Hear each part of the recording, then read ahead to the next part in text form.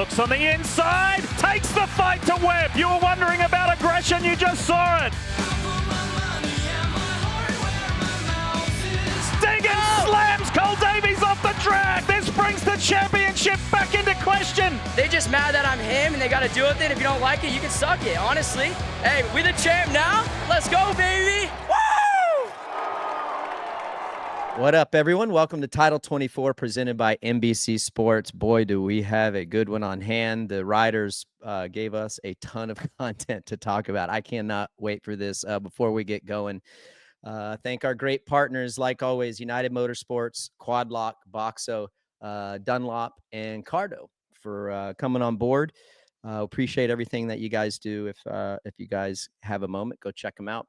See what these companies and brands are doing for the sport and the incredible products that they have. But RV, before we get cracking into it, I had a great time with you this past week. You were here at the Goat Farm doing some stuff for Yamaha. How was it? Did you enjoy it?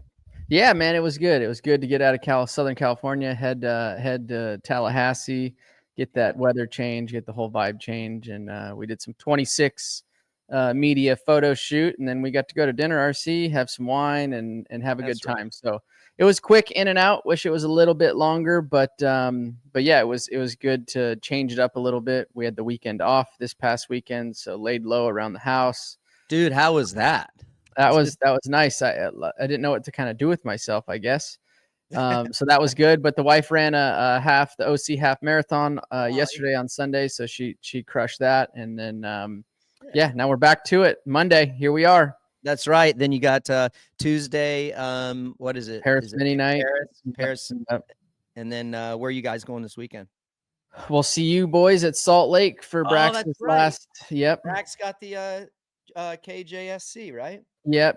He, they take all the winners of all the KJSC rounds, and they put them there at the finale with all the big dogs from the 250 and the 450 classes, and they're able to get out there at Salt Lake. So, should be a lot of fun. Get that one out of the way, and then we're just off to the races after that. Dude, we got I'm looking forward to seeing all of you guys this weekend. I know it'd be a short weekend, but we got a killer show today. The guys definitely have given us plenty of content again to talk about, and we're going to get right into it. Rip the Band-Aid off with the United Motorsports moment of the week. And of course, it's going to be Haiden Deegan, number one, winning his first divisional championship in the 250 class. Congrats to him. Long time coming. Fantastic season. He was the most consistent guy, had the most podiums, got the most wins out of everyone in the West Division. So nevertheless, dude, let's get into it for the United Motorsports and UnitedMotorsports.com moment of the week. Aaron, roll the tape and let's see what we got on the takeout move. They heard what I had to say. Go for it. Yeah. So it's look, this is, I guess, going to be a longer answer for me. I because it's a teammate situation. I don't like what I saw. But then again, Cole left it completely open. It ends up on Cole's shoulders. Obviously didn't know Haiden was that close. Haiden was able to suck up very close on that, second to last lap and bridge that gap to Cole. And Cole left it open. So then again, like I said, the teammate factor, everybody saw 2007, me and Ben Townley raced super, super hard the entire season. So from that standpoint, I'm not a fan. But it's twofold. This is a different time of racing. The series are set up a bit different, right? So we're going to Salt Lake this coming weekend, and we're going to have essentially another East-West shootout. So you are adding so many other elements when you have West and East coming together and to crown a champion at Salt Lake. So from that standpoint, I understand where Hayden's head was at for the aggressive pass and essentially pushing Cole over the berm and solidifying his championship, because Cole was only able to get back, or got to fifth, right? He got up in fifth and ended in fifth. I just don't know if me personally, right? Like if I want on my shoulders to be like, hey, I want it that way. I understand why it went down that way from especially going in, like I said, the Salt Lake East and the West, coming together. There's so much chaos that can happen, and to crown there to go or go to the last round and having to be able to still clinch that championship. So now there's a ton of stress off Hayden's shoulders. I just don't know if I would have done it to my teammate, and especially I know it's racing. Cole's a good kid. So adding all those factors into it, I just wasn't pumped on it, but I understand the situation, if that makes sense. Yep. Great answers. That's a perfectly reasonable stance. Last question before we get into fans, and I'm going to do it once and once only. My take on it. If it weren't his teammate, are you 100% okay with the move? I'm 100% okay with that pass. Yes, if it wasn't his teammate. And why I say that is because Cole left it open. It wasn't dirty. The angle of Haiden coming in was totally fine. And Cole was just leaning in and wasn't expecting that. So I think with the relationship that the team has, and then this is also kind of a triple fold thing, put the roles vice versa. What if Cole would have been catching Haiden and that situation would have happened to Haiden, and Cole would have bumped Haiden off the track, right? What's Bobby going to say? What's the team going to say in that scenario? I'm sure they wouldn't be pumped because their championship guy just ended off the track. or does, and what I was wondering this morning is like, if the rollers reverse, like you said, and Davies is going for a championship too, he was well within it. Does he do the same move because he's going to need help? RC, I don't think Cole, just because of his experience level now, I don't know if he would have done that or came in that hot. I think he just knowing Cole, I think he would have left him a little bit of room. But I can guarantee you that next time that Cole's he's not gonna forget that. He's going to learn from it. He's not going to leave it open like that. It happened twice that same day. It happened in, I think, practice with Cole and Haiden in the exact same turn. And then it happened in that main event. So that being said, I understand why it ended up, how it ended up that way. I'm not pissed necessarily either way. Here's practice that we're watching right here. What do you do that? Okay. What do you do there? Watch this. So like, I think the bummer part of that is it happened once to Cole and with Haiden. And like I said, obviously Cole didn't know Haiden was that close at the closing rate of that main event. But to leave it open again like that and to have it happen again in the exact same turn, kind of very similar. Cole was opening that turn up. You could see he lost a little bit of drive traction coming out, spun a little bit coming out of that right-hander onto the start straight, which opened the door completely up. So it is Cole's fault that he ended up on the outside like that. I just think it could have gone a different way. Like I said, I've raced 2007, raced Ben Townley, 24 motos straight, and we raced each other tooth and nail the entire season and kept it very, very clean. So that being said, obviously we heard how, what some of the fans thought about it. We could hear it over the broadcast. They weren't stoked on it. No. And I understand that part of it. Yeah. Great answer. Strong answer. So for my analysis on it and my thoughts on it, first and foremost, with the move, do I condone that kind of riding? Do I agree with it? No. Was I like happy about it? Of course I wasn't, like there's no shot, but at the same time, as I say that, just like you, I understand what is at stake. You talked about it. Okay? If he doesn't do this, okay, then he goes on to the next weekend and, anything can happen during the week. You could get hurt. It's just another ongoing week of, just kicking the ball down the road. So you have that in play. And then, like you already talked about, this is where we're exactly the same thinking. You go into Salt Lake. Okay. It is a showdown. Anything can happen. You got pride on the line. It's the last SX race of the season until we get to SMX playoffs. And then, guys, a dude could lose his mind. The bike could blow up or in elevation. There's so many variables that could happen. And I like, so I think that as well. And I've had this happen to me from my competitors. Yeah, we weren't teammates, but it was the same thing. '03 Salt Lake. I mean, Reedy ruined me in the corner after the whoops, but I would have probably done the same thing if I was in Reedy's spot, because I had to do that, or Yeah. try to take him down like he tried to take me down. So I would finish outside of the positions, that I needed to finish in to give him the advantage. So I see that side of it, but I want to be crystal clear, is I don't like what happened. Like, I'm not promoting what happened, but I also see the championship side. I can tell you this much, that I like the angle coming in, the contact wasn't super hard. I've Nope. seen 10 times harder contact. We're looking at it for the people watching. Dude, I have seen way gnarlier angles, 100 times worse angles, right? For way less at stake. Yeah. So it is what it is. Does it suck that it was his teammate? Of course it does. Do I feel bummed for Cole? Absolutely. But a lot like what you said, he was on the outside and Haiden coming up the inside. You just have to be aware. And at the same time, we're going to answer a lot of these questions of our Like take outside. RC, the crazy part, the crazy part is Haiden got up next to him almost way before the turn. Like, where was Cole's like, hey, look over Awareness? Yeah, the awareness about it. So I just think that's young, being in a championship position. Yeah. Hayden's been in this position before. And he capitalized on it.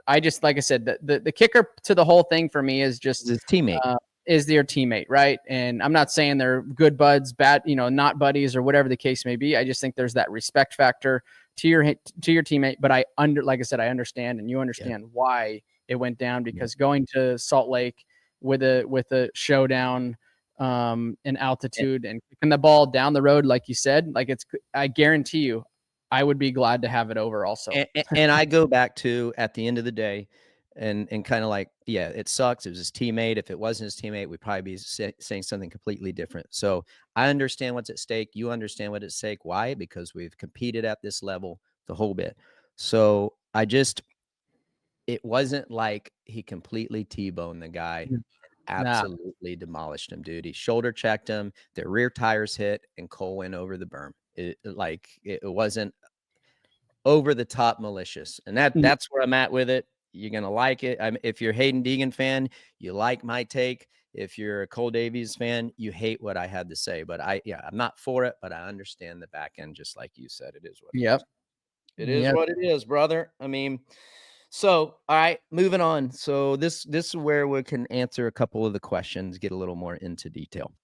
Butter legs. We kind of already talked about it. Sorry, I should have started this conversation with this, but the Deegan Davies move, he thinks it wasn't dirty, or they think it wasn't dirty, but I don't think it was necessary. Boom. It depends. Do we think it's necessary? For me, RV, we kind of already talked about it. I think it depends on what the agenda was. If that was the plan, then it worked out perfectly to what he wanted to do. I can't speak for him, but as easy as he hit him, I would say, compared to how it could have been. I don't know that Haiden thought that he would end up winning the championship and Cole would go over and he would lose the 4 positions he needed to lose. I'm guessing, because it wasn't that. It wasn't bad. Yeah, it wasn't bad at all. It just, like I said, it just comes down to the teammate factor. That's really what it comes down to, because Supercross rubbing racing is all part of it. Like for a championship position, that was a hell of a race. Like, that was Cole rode phenomenal. Haiden bridged the gap. Was able to also ride really, really well. Outrode Cole in that main event. I know Cole got into some lappers, but the future's bright for that kid. You could see sitting on the ground, on the side of that berm, definitely defeated. But I think the kid's going to be great in the future. That's for sure. Yeah, he's going to be legit for sure. I appreciate he's very diplomatic. Afterwards, taking a lot of responsibility upon himself. And saying like, hey, I shouldn't have been in that position. I'm sure you've been in this position. I go back to '03 when it happened to me. Wasn't my teammate that took me out, but the guy that I was racing for the championship, and I was expecting that, but I screwed up. I sucked in the whoops. He was better. I didn't guard on it, and boom, he got me and he took me down. That's my fault. He did what he was supposed to do. I didn't do what I was supposed to do. So Yeah. anyhow, others asked if he could have made the move clean. Dude, of course he could. Absolutely. Yeah. Yep. He Yeah, could have. simple. All right. So let's see here. Randy Parkus. Do you need friends on the track in this sport, or does it matter if everyone dislikes you? Go for it. No, I think you need friends. You need some friends, call it friends on the track, you know, when it comes to privateers, you know, anytime you're lapping these guys, they can make it very hard. So privateers are somebody that you kind of need in your corner, along with racers too. You know, there's a lot of racers that I could race very close, and I know these guys can race very close too. And there's other ones that you have to be aware of your surroundings. So yes, there is a fine line with having, call it friends on the track, that just make your life just a little bit easier. That could be lappers coming up to lap them. That could be just, you know, whoever you're racing with on the track, like that knows that, like, okay, it's RV and Weimer, right? Let's say I'm coming up through the pack and Jake will give me a fight for a couple corners or a lap or two or whatever, but eventually knows I'm going through. He's not going to make it overly hard for me to go through unless there's a chance for Jake to win that main event, right? So that's a whole different scenario. Yeah. But yeah, you need to have a little bit of friends on your side. 100%, definitely. It helps, especially in a situation where you get into lappers, you know, where if you're cool to those guys, whether it's in qualifying practice and you don't go out of your way to be an asshole and like cut them off in practice, or, you know, moves that you don't have to do to them.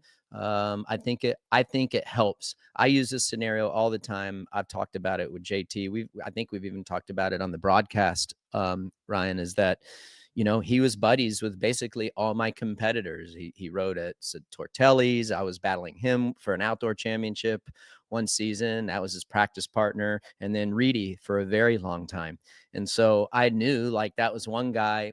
A lot of times we would have to, you know, if I got a bad start, I would have to pass him. And then, or if we were lapping him, like, I knew that he wasn't going to get out of my way because if he was being loyal to the guys, but I didn't need him making it extra hard for him to not, right? So absolutely, you need friends. You got to work that system. I mean, it's just like in any other sports, you know, like the more, the closer you can be to referees, I think it helps in certain situations. And you have to lobby those people and riders, in my opinion. Yep, right? I agree. Okay. I like this question. Great question. Brent Pukas, 234. Do new fans need to be more educated on the sport to understand aggressive passes? Yeah, I mean, look, if you go back, I mean, that's a great thing about YouTube. You can go on, you can get the early 90s, mid 2000s, and you can go see, you know, kind of the call it the early heyday of our sport, and that's what people, like I said, that's what people kind of enjoy, the rubbings racing. Now there's obviously a lot of things that can passes or scenarios that are out of hand or too much. But rubbing is racing inside of our sport. So, you know, if you're new to the sport, you know, just either ask those questions to whoever's sitting around that knows the sport better than you, or get on YouTube. But that is part of our sport. And it keeps it very interesting. And that's what I think a lot of people come to why they come to watch Supercross is number one, because you can get down to the pits, you can get and smell the fuel, you can get jerseys, you can get plastics, you can touch and feel those racers, but also from a little bit of the contact that we do have and the close racing that we have in our sport, which is just it's an amazing thing to watch, really. Yeah, I think that newer fans could be educated on it for sure. And I think it's the circumstance. It's a certain circumstance. Like for me, how I judge a completely, totally gnarly, dirty move and a takeout move is I look at angles and speeds and just, you know, like little bumps, like what happened this weekend with Haiden and Cole. Like, dude, like the contact wasn't that gnarly and the angle wasn't that gnarly. Like, did he want to do it? Absolutely. For sure he wanted to punt him off the track. but it wasn't like he completely squared him up and T-boned him. So I kind of like judge it like that. I think fans also, and not doing the best that they can to see both sides, see what's at stake, and just take that into consideration. I think the more that they can learn on that, maybe they won't be as biased, but at the same, I think it is like, if you're a loyal fan of any of those guys, it's going to be hard it's going to be hard to see both sides, especially if you're on the losing end of it. Right. So I think anytime you can be more educated, for sure. Secco 290. How do you handle an aggressive rider on the track? Well, dude, you have to be aware of your surroundings, number one, and aware of who you're racing with. I had to be aware of James in certain circumstances, Chad in certain tracks and certain weekends. So really being aware of who you're racing with is really the only thing that you can do. Obviously, you can't control what the other racer is going to do, but if you're aware of who you're racing with, Justin Barcia was a great example when I was racing. You can get close to him, but if you throw it in a little bit hard, expect that it's coming back. Right. So, aware of your surroundings is probably the biggest thing that you need to do when you're racing against somebody that it can be overly aggressive. Yep. 100%. I couldn't have answered it any better. Great answer. I'm not even going to answer that one. All right. Last one for the questions on the United Motorsports moment of the week. Jamie Nijuas 96. I know I just ruined that name. Sorry. sorry, Jamie. What is Cole Davies' biggest lesson yet to learn in Supercross? Ooh. Dude, it's I think Cole has done a phenomenal job from where he's come from and where he's at right now. 2 race win streak, was going on to a 3rd right there. Obviously that didn't happen Saturday night. But where he sits with where he's come from and his riding ability and style is phenomenal. So I think that lesson learned there is I'm going to say it again, be aware of your surroundings and know who you're racing against, teammate or not teammate. There's a lot of money on the line. There's a championship on the line. Haiden did have a nice little bit of a points buffer, but still, like we said, it wasn't wrapped up. And Haiden was able to do that. So that being said, I think he's not going to let that slip again. Right. He's not going to make that mistake twice. He's going to be well aware of his surroundings. Yeah, dude. And understand that, yes, you can have buddies off the track or, be teammates with somebody, but anything's possible, with what's on the line. Yep. 100%. I put here in my notes, I said, yeah, you just, know who you're racing with and their tendencies and know your surroundings. Exactly the same. So that's our stance. Hopefully you guys appreciate our stance. Again, I'm sure there's going to be some bias there going on, but I love your take on it. We have very similar takes. Was it ideal? Absolutely not. But the show will go on. I think Cole is going to learn from all this, kind of like what you said. He's going to do great things. And some of these moments. And here's the other thing, RC. Like, if Cole would have won, right? Let's say he would have won this championship.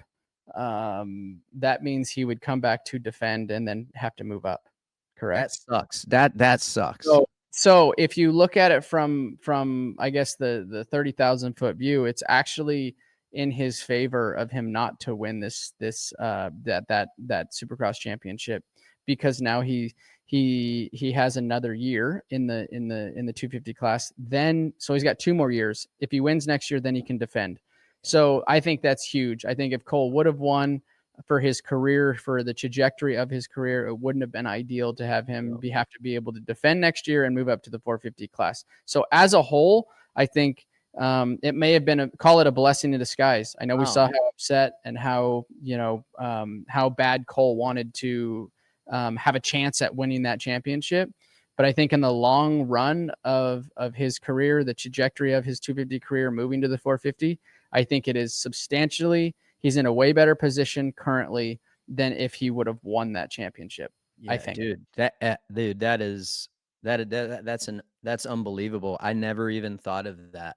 Dude, I think it for sure is a blessing. That is a great great notice. Holy crap. So, Yeah, that would, dude. you know, it's a lot. Wow. It's a lot. It's a Holy lot crap. to move up to that 450 class, especially if you. I mean, I think Ricky, you did what, only 2 years in the 125? Yeah, I screwed up. I mean, you and I have had this conversation. Yeah. I mean, do I have regrets of my career and the trajectory of it and the decisions I made of when I would move up and all that? Of course, but I can't turn back the page. I can only, move forward. And I'm like, I should have spent one more year and then race the opposite coast, back and forth in the premier class. I should have, because it's just a big jump, dude. You know how it is. Those guys in the 450 class, it's just another level. It's a grueling season. So I think it was a blessing in disguise. Great find, dude. That was, I didn't even think of that. And then I go back to, and I promise we're going to button it up. I don't think there's no shot that Deegan thought punting him would push Davies from second to fifth. I just, had the backside of that berm not been all crumbly and had been so tight of an area, dude, he goes over, he doesn't fall, he turns back, and it is what it is. I don't know. Yep. I don't know that. I'm completely speculating, given my opinion with zero facts there. I'm just guessing and assuming. So anyhow, go check out UnitedMotorsports.com/title24. Enter your email and it gets you a $15 credit towards your first order. And then after that, each week you will be automatically entered into their weekly drawing for a $50 credit towards your next order. So go check out UnitedMotorsports.com. Next is the Dunlop debate. Speaking of Dunlop, and you just talked about Cole Davies, had he won this championship, he'd only have 1 year to defend and then he'd be booted. Well, this guy, Haiden, does he have anything left to prove? We got some sound on tape before we get into this. It's of Haiden. He's asked a question in the presser this weekend, and then we have his dad's take earlier this year back in Phoenix. Roll it, Aaron. Yeah, I mean, definitely this championship was kind of going to be the talk of when I was going to go to a 450, because now I got to move up. But I'm not really sure. I'm going to probably get on it soon, start filling that thing out, and we'll see how it goes. But as of now, just Supercross and outdoors on a 250. What we are planning to do, or Hayden's planning to do, is to go out and race, hopefully get it done this year. And if not, we still plan on racing light Supercross next year. That was the goal, to give them a good 4 years of development, because once you're in, you're in. There's no going back. Oh, yeah. So I think that's been our plan, for him to race 2 years of light Supercross in the future here, and then go to 450 outdoors. He's been pretty vocal about that. If he wins it this year, we'll take it from there. But I just hate to put the pressure on him, like, oh, you have to do it. It's like, I want him to enjoy it and have fun, too. I know it's a job, but you got to have some fun, too. Yeah. I mean, I think he should defend. That's my personal opinion, and I'm probably a little bit biased, only for the fact, RV, that because that's what I did wrong. I already just said what I thought I should have done in the route that I should have taken. And now that he already has a divisional championship, so next year, yeah, go ahead and defend it. Would it be great to get the championship and defend your title? Absolutely, it would. But what I think is racing the opposite coast in the premier class on the 450. And if something happens and you do fall down and you get hurt, I think what you stand to learn will pay massive dividends would be 2027 when you go to 450 full time. I still think there is an element into all of this where some of these guys should seriously consider dipping their feet on the opposite coast in the 450. So again, all for a tutorial, so they know what to expect going into the following season when they're going to be half-ass expected to win. Yeah. So, pop back into what I guess or race West Coast again for 250, and then once they head east, jump into get your feet wet in the 450 class. Dunge did that. It worked really, really well for him when we were coming up. I actually never dabbled in the 450 class, but I also had 2 years that were pretty shit. My first 2 years of 450 class. So it's a lot of workload. The class is just that much gnarlier. The bikes react different. So yeah, I agree with that. I do think that if the rider is ready mentally and physically, and obviously has the speed. It's not for everybody to dabble themselves in the 450 class, but I think Haiden would definitely benefit from that if if the speed's there, which it's more than likely going to be there, so he'll be just fine. Yeah, I think it'd be great. I like you just mentioned, Dunge did it like back in my day. K-Dub was doing it. I remember in '97, dude, he's winning 250 West races, and then he won no, sorry, he won a 125 West, and then a 250. I think he won. Was it Charlotte? I don't know. He won one of those races on the big bike on the opposite coast. And I don't know. Would you, looking back on your career, would you have liked to have done it? See, this is where I don't know if I would have been ready for it. I think I was still pretty, call it smaller, maybe not developed as much. I don't think I was as developed as Haiden is right now in where he sits, in the 250 class. I think, just that evolution from when I raced to currently, maybe, but I just know that, I had 2 years of major learning. I think if I would have stepped into the 450 class early to dabble and get my feet wet, I don't know if it would have worked out like for me, like it did for Dunge. Just our riding styles, where I was mentally, physically, and also, I can go back and say, oh, maybe that would have worked, but would I have had the 450 career that I had afterwards? I don't know either. Like what if I would have went out and got hurt on the 450 riding East Coast, right? So you just never know. And then I dealt with some different injuries on the East Coast with my wrist and this and that, and it just never worked into my plan. If it works into Hayden's plan, great. Yep. Good. Interesting. That's good take, my friend. Cody _Anderson. Can't Danger Boy stay another year on the 250? If so, why are we talking letting Tomac walk? We just said he can defend, so he's got another year. As far as the Tomac stuff, I don't know. That's for another podcast. Well, you gotta, look, you gotta figure that these teams, they're not looking at 12-month contracts, right? Like, Eli's might be a 12, maybe a 24-month contract, but like you got to look at from Hayden's standpoint as a team owner or Yamaha. Let's say, you got a 250 rider that is at the top of his level. And you got to secure like a 3-year deal essentially for him, or he'll go find that somewhere else. So I get where the struggle of like, hey, do we keep Eli?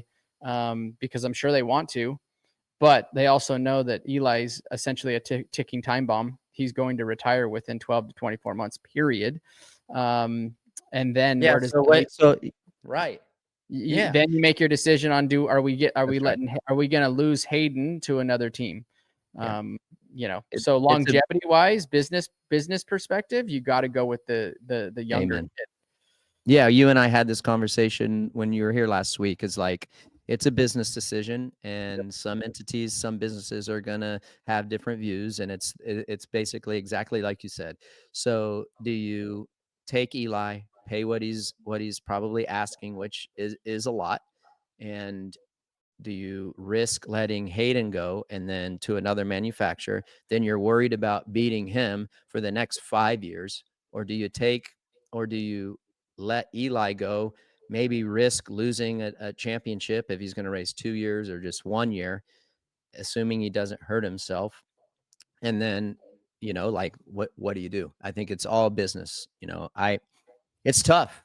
Do you worry about Eli going to another manufacturer and winning, and then he's gone in 2 years, but then or do you take Haiden and look for the future? Look, that would be one hell of a storybook ending if Eli's able to switch manufacturers. If he switches, like, I don't know I honestly don't know, but obviously if they can plan on keeping Haiden, there's only so many seats at that truck, so we kind of understand what that means. Yep. If he's able to go to a different manufacturer in this time in his career, and come out winning, call it a storybook ending, right? Yeah, like, and also going to a different manufacturer, like, you can guarantee he's gonna swing for the fences on bonuses, right? Like, he's like, I got one last shot at this, 12 months, maybe 24. if you guys want to do this, let's go all in, stack the chips up. And if I can pull it off, it'll be huge. And if it doesn't, you always fall back on it. I had to switch manufacturers because ultimately he's probably going to have to switch, not because he wants to, but just because of the circumstances. Yeah. It's going to be interesting to see how it plays out. I've heard some things just like you've heard some things, but yeah. Oh, well, it'd be fun to see how it shakes out. All right. That's it for the Dunlop debate. Let's go over to the faux 50. A pretty decent race as far as a championship perspective goes, and like as far as the battle for the lead, obviously there's nothing. Chase had an incredible win. He was on another league, dude. Like just watching his bike, it looked perfect all day long. He had great speed, and then his bike, like I talked about on the broadcast, RV is like he never stepped out. Like it just looked like, dude, he was on glue the whole time and doing what exactly he has to do, go out and win. For the Boxo breakdown, if you haven't, go check out boxousa.com. Great stuff. Their setup is they sponsor Monster Energy, Star Race, and Yamaha. Their rig is all set up with it. Go over there, check out their stuff, check out their website, lifetime warranty. We got some sound on tape with Webb and Sexton at the press conference. So let's start off our 450 recap on that. Roll it, Aaron. I just feel like it was a little dangerous. I think he got cross jumped maybe a little bit by the guy in the front, and then I was in third and got the worst end of it. And luckily I was able to see it and not crash. No, I mean, I think like he said, Malk had the whole shot. Everyone's going left to get their line. He kind of left on me. I went left, and that put us all at risk for sure. And I mean, it's unfortunate because it's, I don't want to do that. I hate getting cross jump. I think it's bullshit. So obviously it's not intentional by any means. And I think we're trying to make such quick work early. Like I said, I didn't mean to. Obviously I get in the moment, and hopefully he knows I would never do that on purpose, Go, Aaron, if you can. Hold up, RV. I want you to look at that. It was the view from up above and behind. If you can go, watch this view. I mean, okay, first of all, does he know it's Chase there? It could have been Ferrandis. Yeah. Okay, and he was close enough to Mookie. He was like right here. I don't know that he knows it's Chase. Maybe he does. We have to ask him. Like, I mean, this is my take is on the whole thing is Coop's trying to get up the inside of Mookie. That's number one. And if beginning of that video, Chase's front wheel is right around swing arm area of Cooper. So that being said, like that is basically a blind spot. I'm not saying not saying that he did cross jump on purpose. I personally, from what I'm watching, that is what happens on the start, right? Like that shit can happen all the time on the start. So yes, was Chase upset? And Coop just explained it right there at the presser, like, kind of had no idea. Yes, the Mook kind of came over. We're all going for the inside. Strictly a racing incident. Did it fire up Chase? Yeah, totally it did. And, gave him a little bit of a knocking in that one turn once he made the pass on Coop later in this main event. But you can see Chase's left foot came off like, oh shit, what's happening? Is he coming over? So it definitely scared him. Chase, that is. But I don't think it was intentionally at all. I just think it was, and you can see Coop also not clearing that over the single over tabletop. He actually catches the knuckle of the landing a little bit. So I chalked that up to be a complete race incident out of the first turn. Total chaos, like first turns typically are. That's why we talk about getting a start, getting off the gate, put yourself in a good position. The chaos is behind you every time. I agree with you on that. I think that Coop was definitely looked forward. He had the eye on the prize. I don't think he was worried about cross jumping Chase, because remember, when if you ever cross jump someone, you're risking your own health and safety also. So I think Coop is smart enough to not do that. And as far as his racecraft goes, I don't think he's just not that guy. Maybe I'm wrong. I don't race with the guy, but like you said, from what you see, I didn't see it that way. He knew how important it was. When I say Coop knew how important it was to get by Mookie, get clean air, and try to bridge a little gap. and he was going for it. And when it's so tight right there, like those are high risk areas, like out of the corner and then a rhythm lane. There's guys jammed up. One dude cross ruts and it's over. Just like in the heat race when AP hit the tough block, dude, it took out Yep. so many guys and so many dudes almost went down.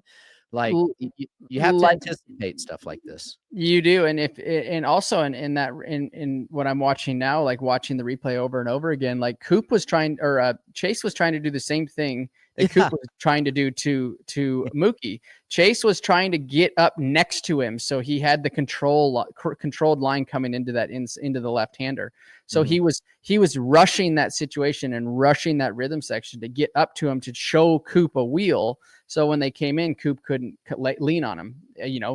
Chase was going to have the preferred line if he could have bridged that gap. So I think it was just a racing scenario. Coop coming over a little bit. Chase also charging hard forward with the momentum he had to show Coop a wheel, because right on the takeoff you can see he's trying to get up there, but then Coop goes short. So it just like I said, chalked it up to a complete race scenario. First turn, chaos. Hey, keep it rolling.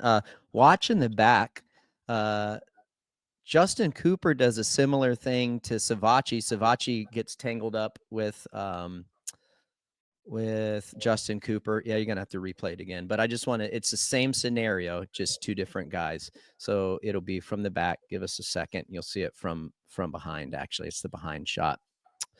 Sorry about, okay. So watch their back, they're mid pack.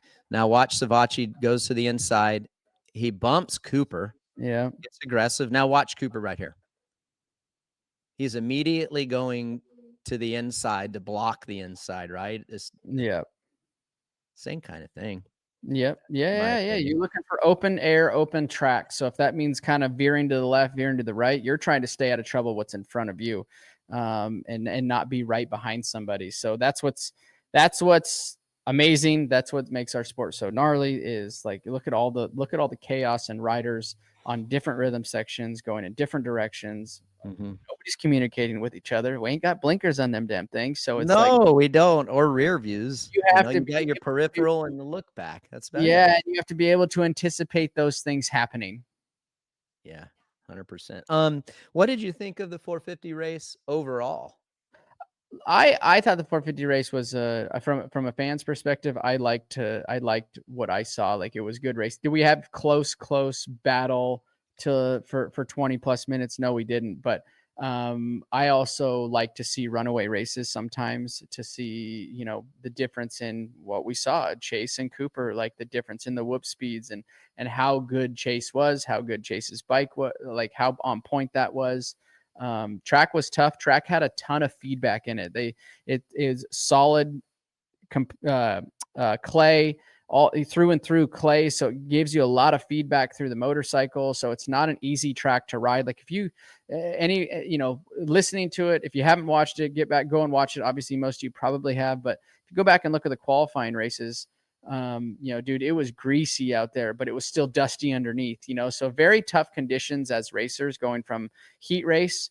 When you think the track's going to be okay, we're going to get the freshest track of the day, should be the best.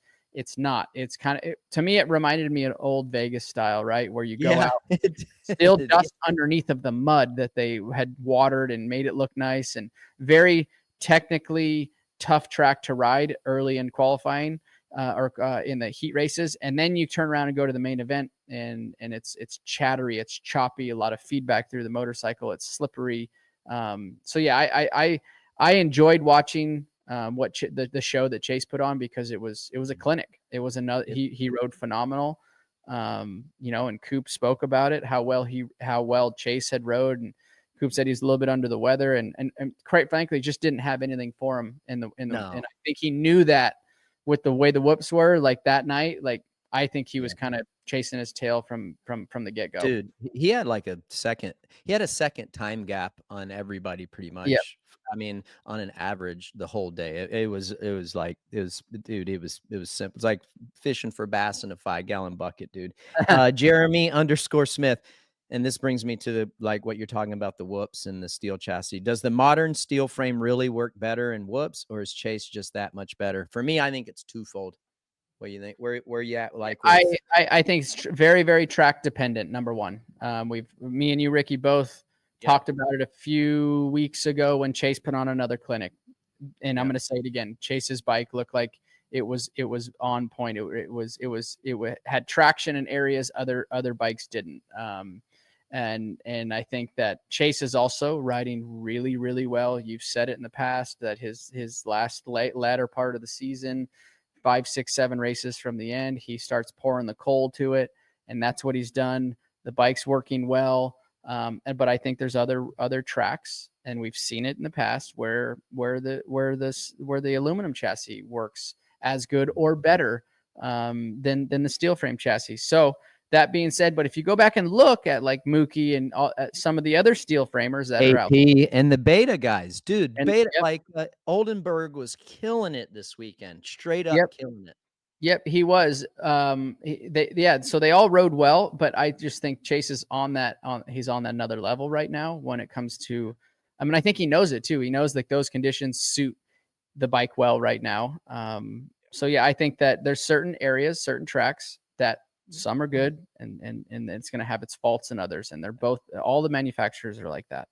That's right. That's right. I agree with you on that. Like, yeah, the bike for sure, steel chassis is probably working for him well, Jeremy, or like RV said, Jeremy, but what you're seeing from Chase too is a lot of it's just his bike. Yeah. So it's kind of hard. Can you say, oh, is it all the steel chassis? Yeah. And a part of it can be like a big part of it can be that that it's helping him and it promotes him to ride that way. But Chase is on right now.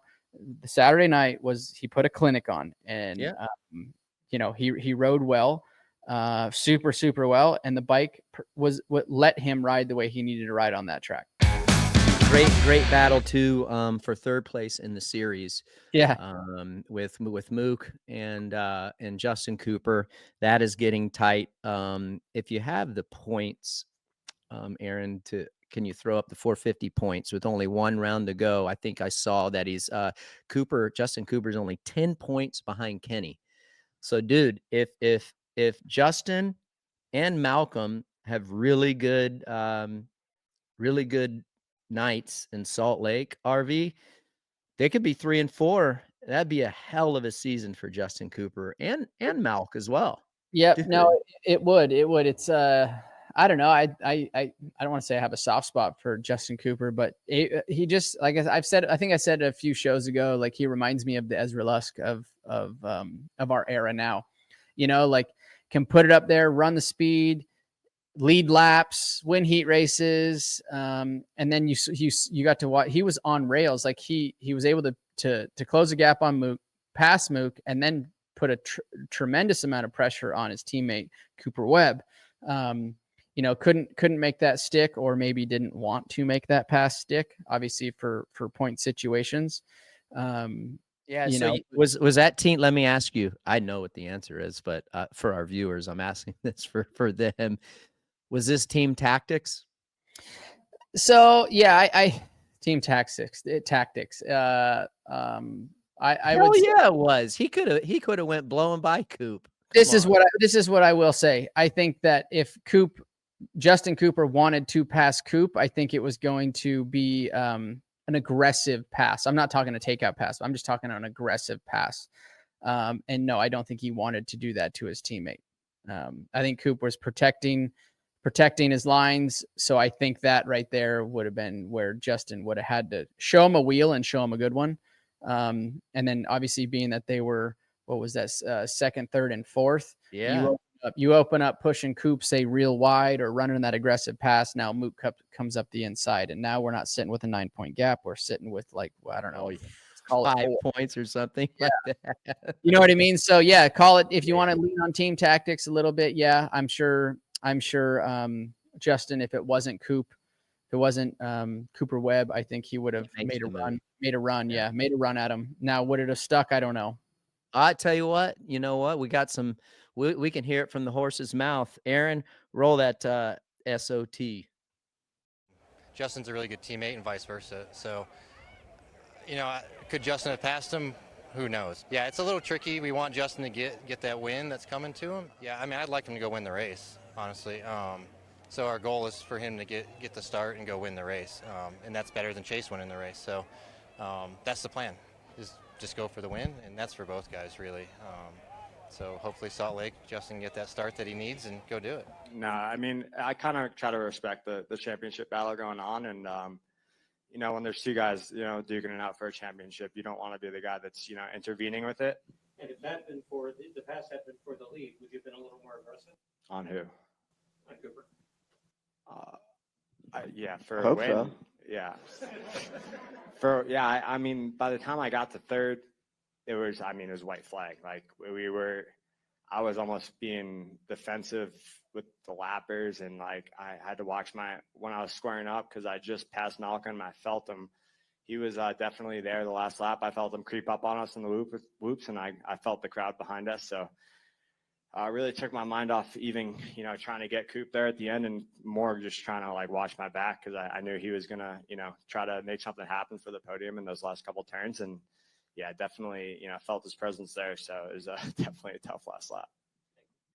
I clearly got it wrong then, based upon my team orders and just not wanting to pass Justin Cooper, not wanting to pass Coop, because, dude, Justin Cooper was running 51s. He was the closest dude on speed to Chase Sexton the whole race, right? I was looking at time and scoring, and he was P2 on lap time majority of the race. Again, only guy faster was Chase. As fast as he caught Coop, I personally think he could have went by him, and he didn't. And he was in a really tough spot. Was he defending his position in third? Of course he was.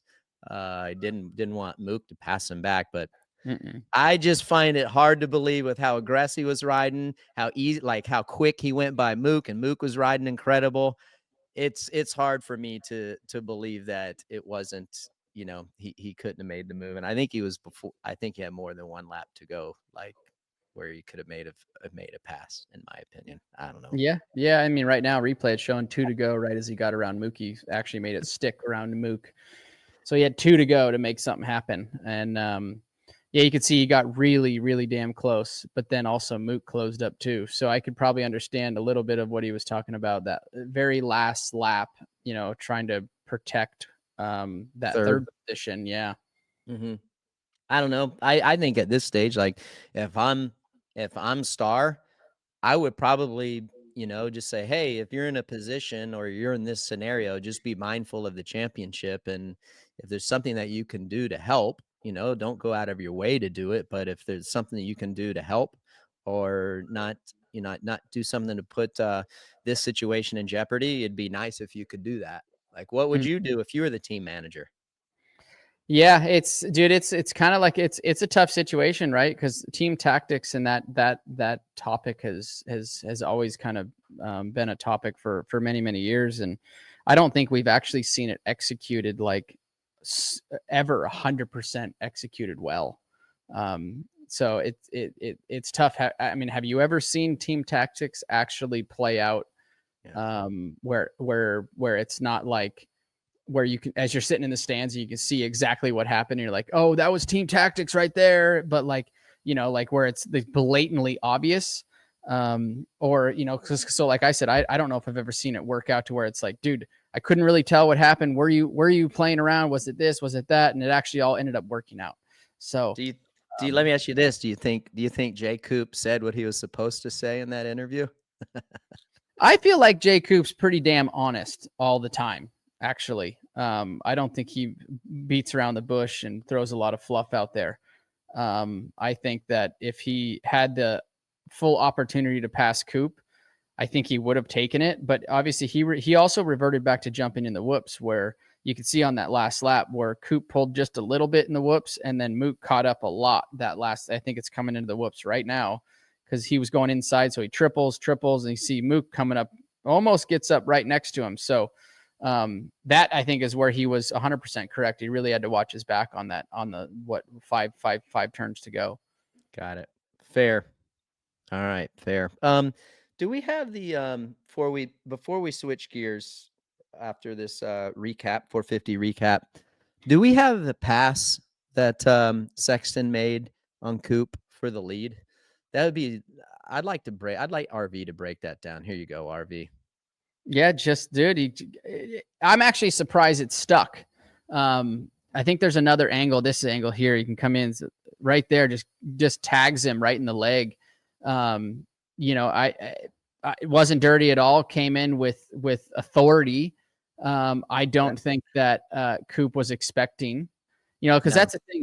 Like Chase said, he goes, "That's pretty aggressive." The presser, right? He said that's pretty aggressive for Chase. And right? he was and he was behind him. He didn't even have the advantage. That was risky. Like, look at that. Yeah, didn't have the advantage. So also, I think Coop wasn't maybe expecting Chase to come in like he did, because like Chase said, he goes, "That's pretty much as aggressive as I might get," right? So, or have gotten in a long time or ever. So he was very vocal about that. So maybe Coop wasn't expecting that, because Chase doesn't typically ride like that. And it was caught off guard. He didn't really protect the inside very, very much. But Chase was behind him and tagged him right in the leg, and it was enough to stand him up where Chase just had that inside. So another good night of hard battle racing, obviously, for that pass. And then Chase was just on another level and pulled away from the group. So I liked what I saw. I think that it's going to be interesting to see what comes down. I think it's a 9-point gap right now, right? 9 point. Yeah, it's 9 points. Yeah. Yeah. So it's that's a tough situation to be in, knowing that coming down. Do you go gnarlier? Do you in that situation? Do you make sure that? I think you can go gnarlier. I think also too, I always look at, from my standpoint, like, how do you want to win your championship, right? Right. Like, part of me looks at how do you want it to go down in history for winning your championship? Maybe completely blowing somebody out for the championship, which is totally legal, which is totally, he has the right to do that. Would you say Osborne did that to Savachi? I think Osborne did that to Savachi, but I think the difference between what I see in Savachi, the Osborne and Savachi incident years ago at Vegas was that Osborne would I think didn't he fall in the first turn or something? Yeah, he was way back and charged through the pack and then made it to Savachi. And it was like, that was the last ditch effort. It's not a 9-point gap. It wasn't a 9-point gap, was it? But regardless, so I think that's a little bit of a different scenario. So I think it all depends on how you want to go down in history and how you want that championship to rest on your wall. Was it because you blew the guy out, or you flat out beat his ass? Yeah, I mean, flat out beating their ass is the best way to do it. Exactly. Right? So, but there's always different scenarios, and I think Chase is in a great spot. Obviously, he's got to have a little luck on his side. But let's be honest. Towards the tail end of this season, I think you spoke on it this weekend, RC. Like, the mistakes made early in this season for Chase has put himself in this position. If those mistakes weren't made early in the season, I don't think we'd be sitting with a 9-point gap with Coop leading. 100%, dude. You couldn't have said it any better. I don't know if you've been in that scenario, like where you've been on the better end of it. But I certainly have. Like, I look back to that 03. I hate talking about that, but even like for 05 and 06 is a little bit different. I had a bike malfunction, but I was able to take advantage of everyone's mistakes and fourths and fifths and an eighth or whatever it might be the first half of the series. And then I would just go into idle mode and just, conserve mode the last half of the season. And it's kind of like almost similar to Coop. Now, Coop did have a hell of a ride last week in Pittsburgh. Yes, he did. But but you were spot on. You look back and you dissect, and how do I make improvements on the next season? And you just have to tighten that up. You got to tighten those fifths and sixths up. They rear their heads in times like this, sadly. And that's the tough part, is when you start these beginning of these Supercross seasons, everybody's full of piss and vinegar. Everybody's trying to find their position and their place on the track. Now you see, right? Like we're obviously down to one round left of our season for Supercross. But just go back 4 or 5 weekends ago, everybody kind of has their home, kind of knows where they sit. It's late in the season. They're not fighting for those positions. Everybody's they've found their position out there. And it's those early first 5 rounds, 6 rounds where that's so critical on winning a few races, but also your bad weekends need to be second or third. And that's what has put Chase in that position, right? Because if like I said, if he wouldn't have made those few, take two of those big mistakes that he's made and get rid of them, like you wouldn't have a 9-point gap right now. It'd be either closer or Chase would be leading. Yep. Do you think, looking at those 2 passes, I want to compare just for some of the keyboard warriors, not even sure why I'm doing that. I'm giving them ammo, but compare the aggressiveness of Deegan and Davies pass versus Sexton and Webb's pass, angles included, impact included. Which was gnarlier, would you say?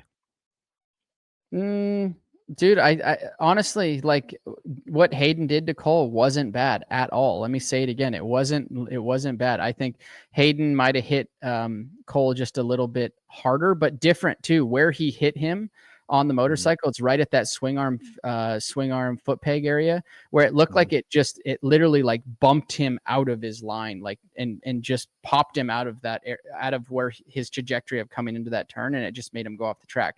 I bet if you asked ask Coop, like Coop got hit pretty good in the side of the leg there on the side of the motorcycle, just completely different angle. That's to me all. That to me right there is all Supercross racing. I like what I saw. Like you heard what I said about Haiden to your teammate, things like that. Not stoked on that part of it because he's your teammate, but as a racing incident, both of those were fair game. Okay, sweet. Fair game. So you think that they're very similar? Got it. Yeah, they're very similar in meaning they weren't bad at all. Neither of them. Okay, I like that. I'm cool with your take, bro. Good stuff. All right. So, other than that, pretty uneventful race. I didn't like how that track raced myself. And when it's hard pack and slick, you know how hard it is to be aggressive, and it kind of gets follow the leader, because where you do need to get aggressive, you can't get on the throttle because the track is so slick. I don't know. I liked the track, but I just didn't like how it raced, in my opinion. But all right, let's switch gears, dude. Quad lock. Go check out quadlockcase.com. Quad lock question of the week. And I don't think that we've talked about this at all this season on our podcast, RV. The winner of this week is Bohiru. I guess that's how you'd say it, right? Bohiru. Mm-hmm. Congratulations, Bohiru. You win Quad lock question of the week. Slide into the DM, or actually JH will get you all in contact, and you can get your merch. I have no doubt that you'll like it. So this is a great question, and I have some thoughts about this. Instead of changing the track for safety, let's start restricting the bikes. What do you think? Is it track or is it bikes to make things safer? Yeah, so I think it's very hard to change the manufacturer's trajectory, right? So I think that the manufacturers are going to do what they're going to do for sales. And I think that it's very, like I said, very hard to change that. But I'll go back to saying you didn't like the way that track raced. I like the way that track, call it, developed and raced from the standpoint that there was nothing. There wasn't a lot of guys did a lot of the same rhythms, and I understand that. But there was nothing that was like that I saw on the track that was like do or die. So I thought that was a safe racing track. It raced well in that perspective. Sorry, let me clarify, like for racing, just for everyone tuned in today. Yeah, like racing, like hard to pass. I love how it didn't look very dangerous. And like tech wise, there was a lot where you could make up time on those hard packs and those chattery turns, accelerating bumps coming out. Like if I'm out there winning or you're out there winning, we're loving it because those little nuances, you can make a massive time gap. I Yep. like it from that perspective. I am only talking about from a passing perspective and running Yep. up the side guys and stuff like that. That's the only thing I was saying didn't race. I should have said didn't pass well. Yep. Yeah. So that to make so I thought that was a great Supercross track. There wasn't anything that was like do or die moments on that track. But yeah, to go back and have them re-engineer and to develop, you know, what are we going to go to? Are we going to put everybody on 250s? You know, Austrian brand's the only bike with a 350. I don't know how much slower a 350 is. So, you know, yeah, could we retard the bikes and make them a little bit slower? Yeah, maybe. But the 250s are jumping all the same shit the 450s are jumping. So I don't know what you're going to get by detuning the 450s to make it safer in that regard. So that's I don't know if I have an answer for you, Bo Hero. By the way, Bahiro has been a fan of ours. He's been sending a question for years.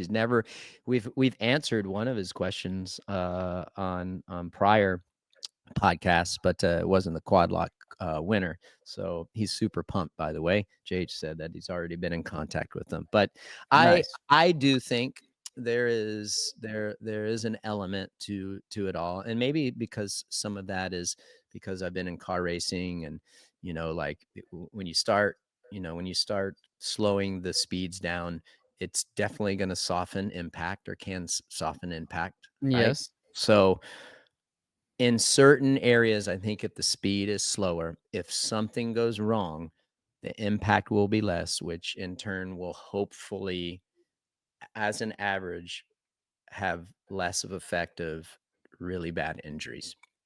I know that some gnarly injuries happen at slow speeds. I get that. I'm talking on an average. I think if speeds are slower, whether you do it with tracks or whether you do it with displacement, I think could help for less gnarly injuries. As far as the displacement RV, I'm with you. I don't think the manufacturers are going to go to like a 350. Like you said, the 250s are just as the 250s that these guys race today are faster than my RM 250 factory bike I got sitting right over there, my championship bike. It'll blow its doors off, like you say. I do think if you limit the speed, it's going to help. Yep, speed's always the killer. So obviously we can design tracks to have slower speeds. But I also think it comes down to, and I think I've said this previously this year is these riders in a long series like that. I know it really kind of doesn't apply necessarily for the 250 class because we only have 8 race basically series. So it happens very quickly, but the longevity of the 450 class, like picking and choosing when you're going to put your neck, stick your neck out for that night, and knowing when we're going to fall and we're going to take a second, we're going to take a third, but we can't be off the podium and we're going to take the wins and we can take it. Being smarter over the course of the season.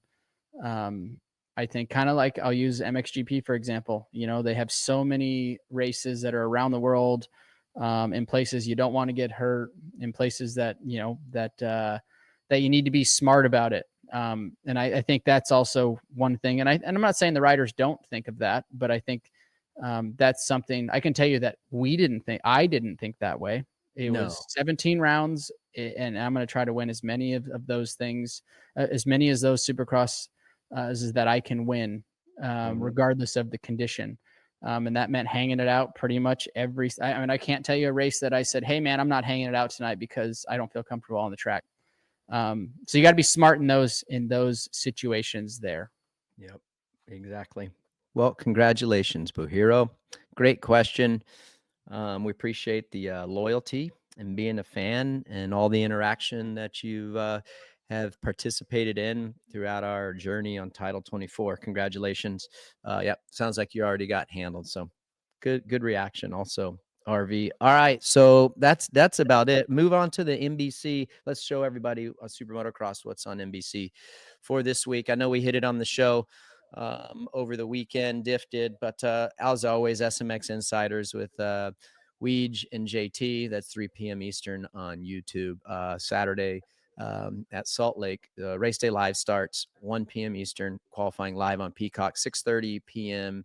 Eastern. We're gonna have a pre-show, special pre-race show this week. That's gonna be live on Peacock, and then 7 p.m. Eastern, 5 o'clock p.m. local. Salt Lake City, the final of the Supercross portion of the SMX World Championship will be live on USA, as well as Peacock. And then Sunday, 3 p.m. Eastern Time, IMSA WeatherTech Sports Car Championship. It'd be in Monterey at Laguna Seca. So if you're digging on IMSA, you can check it out. It'll be on Big NBC and, of course, Peacock. You're going to be in Salt Lake, RV. You already said Brax is going to be suiting up. I know you already told me your schedule. It's going to be pretty quick, but when do you guys get up there again? Thursday? We're getting up Friday. We're getting up Friday morning. I got a podcast with, I think it's called, what's it called? It's called Bong Hole, I think. Snowboard. Yeah, snowboard podcast up there in Salt Lake. And then we race Saturday night. And then I'm actually, as soon as Brax is done, unsuiting him, and we're heading to the airport because I got to fly home Saturday night, and we'll be at Paula Sunday. Dude. So yeah, busy weekend coming up. Gage and Brax, you guys are they're both racing at Paula? They're both racing Paula. Yep. It's it's the last kind of Mammoth qualifier, getting ready for Mammoth in June. So bomb hole, that's what it is, JH. Bomb hole. Sorry. Is it in Salt Lake or is it in Park City? I want to say it's in Salt Lake. Don't have the address yet, but me and Knox will be there. Oh, nice. Yep. How Brian is Knox doing? Is he doing all right? Yeah, he's doing good, buddy. Yeah, he's doing real good. We're gonna go up. And we're gonna hang out there, and then probably get some dinner, and then it's on Saturday. There you go. I love it. All right. Well, we hope everybody appreciated. I certainly appreciated your feedback, RV. I love your take on Deegan Davies situation. Like always, you and I are very similar thoughts. Your insight is always incredible. Good stuff on the 450 as well, and the coupe. It's championship weekend. Before we thank our sponsors and get the hell out of here, the 250 East Division is basically a three-way tie between Vial, Hampshire, and Hammaker. Yeah. I think I know who you're going for, but nevertheless, I'm going to say it again. I talked about it a couple weeks.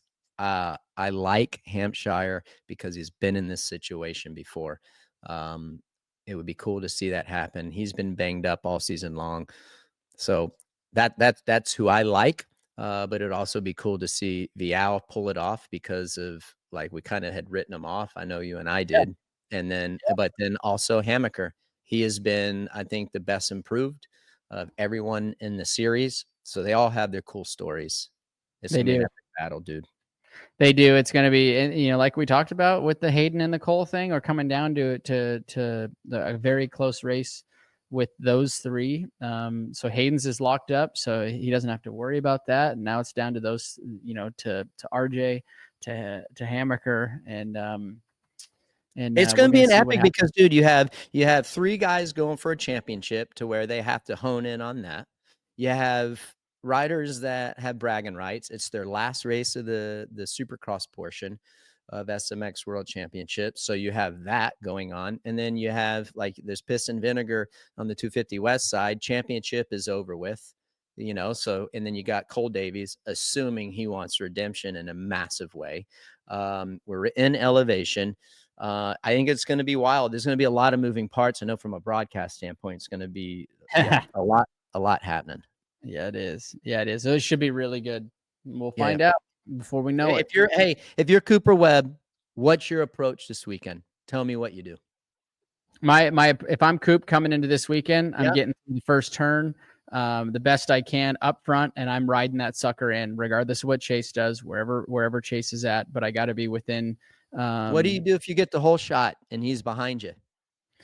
I think you race him till you can't race him anymore. If Chase has got his number, you basically let him by, or not let him by, but you give him the room, and he'll take the win, and you run it in second. I don't think there's no bragging rights to finishing that last round. That's if they're racing within, 2 tenths here, a tenth there, and they're equal. Are you really going to push that limit? I think Coop's smarter than that.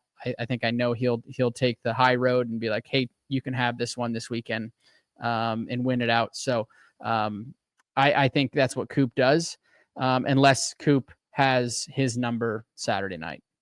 Okay, fair enough. Yeah, Like I think he plays on a good margin.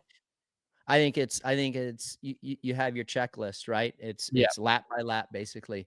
You're going to play a little defense, start on the inside. If you get the whole shot, take it and run with it. Don't take any risks. We know he's not going to do that, right? You wouldn't have done it. I wouldn't have done it. All multi-time champs. And then, if Chase is behind you, you just got to make damn sure you're well aware of your surroundings. Coop's one of the best to ever have done it, right? So I think, and if he's all over you and he's dogging you, I say just let him go, and just follow him. No funny business. And so he's 9 points back. He's going to have to get at least 4th, I think. Would it be 4th? No, maybe even 5th. Well within his wheelhouse. And just 20 good minutes with +1 lap. I'm with you, dog. I think it's going to be a lot of fun to watch it play out. If in fact that Coop wins the championship RV, he's going to be entering some rarefied air, and a group of guys. There's only 6 of them to that have done it, that has won 2 or more championships, yourself included. So that'll be an elite group for sure. It'll be cool to see part of history be made. So there you go. All right, I'm gonna let you get to it. I'm sure you got bike work and shit you got to do. So always. Thanks to all of our great partners: United Motorsports, Quad Lock, Boxo, Dunlop, and Cardo. Remember, you can check us out on Motorsports on NBC's YouTube page. We're live on Peacock. We're on all the podcast applications. We appreciate the support. One-time buy next week or this week here in Salt Lake City. And we will get to break it all down again next week at next Monday. So appreciate you guys. Have a wonderful week.